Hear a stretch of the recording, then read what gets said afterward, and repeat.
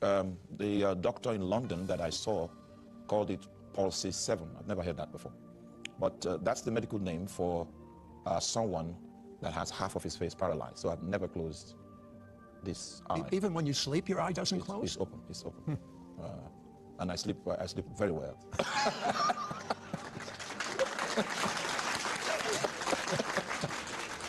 So why didn't God heal that? Yes, in one of my journeys in the Spirit, the Lord told me, I'm not going to heal that eye. The glory I'm going to get from you is not without facial palsy 7, is with the condition, not without the condition. He told you Yes, it might affect your pride if...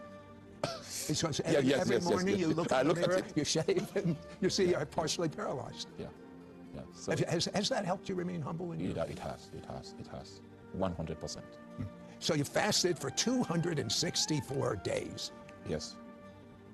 You see, in Nigeria, when you are done with your university education, you serve the nation for 1 calendar year. So you get posted to any part of the nation to resume and assigned to your place of primary assignment. So I was posted to a place called Kano, which is the Islamic northern part of Nigeria. So when I got to the camp, they will put you through an orientation for 1 month, after which you are deployed to the specific place of your assignment. Now, during this camp, I had a quiet whisper that it was time for me to begin to fast. So I now said, well, I'm not sure who is speaking. I don't know. If I had a quiet whisper, I'd think that wasn't God. Yes, so my conclusion was that it wasn't God. Really? But what happened was someone stole my meal ticket. So I didn't have any intention to fast, but the Lord helped me by allowing someone to be interested in my meal ticket. And unfortunately for the person, because the person could not bring identification to prove that he was the owner of the meal ticket, he couldn't use it. And at the 2 days to the end of the camp, the person now restored it. So there was a sovereign hand of God that was determined to ensure that I stay without food. So on camp, I was fasting. We left camp and we got deployed. I continued fasting. I said I wanted to encounter God the way I've never done before.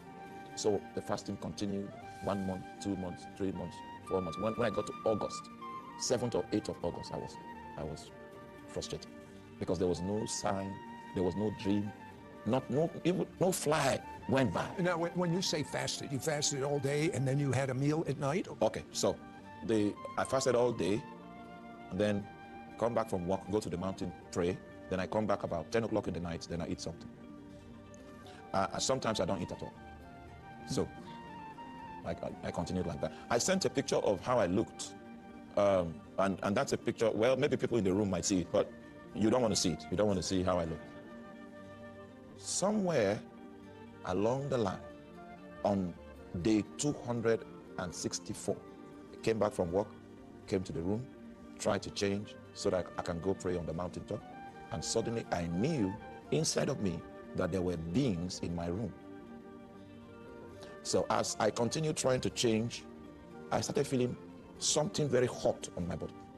So I now asked the Lord, if this is you, can you move this heat from my hand to my head? So the heat moved to my head. And being a scientist, we were taught probability in mathematics. I said, please don't be angry, but can you still move it to my leg so that I can be sure that it's not just, he moved it to my leg. Then I was convinced that it was his presence I was experiencing.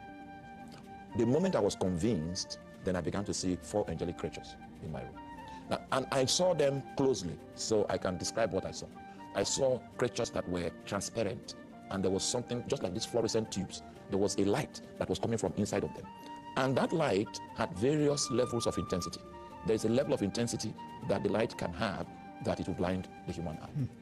And there were 4 of them with me in that room. I was detained. I never went for my prayers. I was detained in that room in a state of fellowship until 3 a.m. the next day. From 4 p.m. to 3 a.m. the next day. And I did not eat and I did not feel hungry. Now, so there were a lot of things I was told that I wrote down, but those diaries are in Nigeria, so I couldn't. But what I will not forget is that those angels are going to back me up in the healing ministry that God was introducing me to. And from that moment, the supernatural started attending to my ministry. Just out of curiosity, are the angels here with you now? I can't sense them now. I can't sense them now, but when we begin the prayers, They'll be yeah, here. That's what I thought.